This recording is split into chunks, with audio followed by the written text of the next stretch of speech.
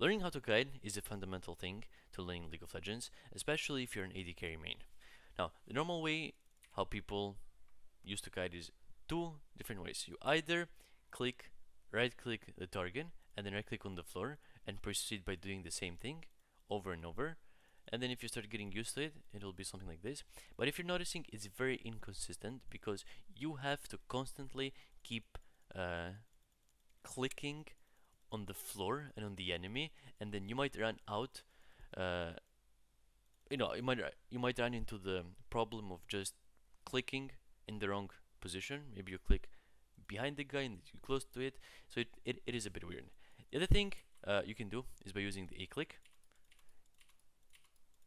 So you can just make sure you select the target, and what A click does is that if you click right here on the floor, it will select the first target. So it kind of eliminates the first problem of you right clicking behind the guy and then getting close to him. So you just right click on him, you then do the same thing, you right click on the floor again, and it's a bit easier for you to kite because you know that you at least have it easier when it comes down to that. Now the same idea here, you have to keep constantly positioning your mouse back and forth, and it can be a bit annoying. And that's why this is the best way to kite in League of Legends. If you go on your hotkeys, you have under the player movement, you have this one right here, player attack move only click. If you buy it with X is easier for me, so I'm buying that button.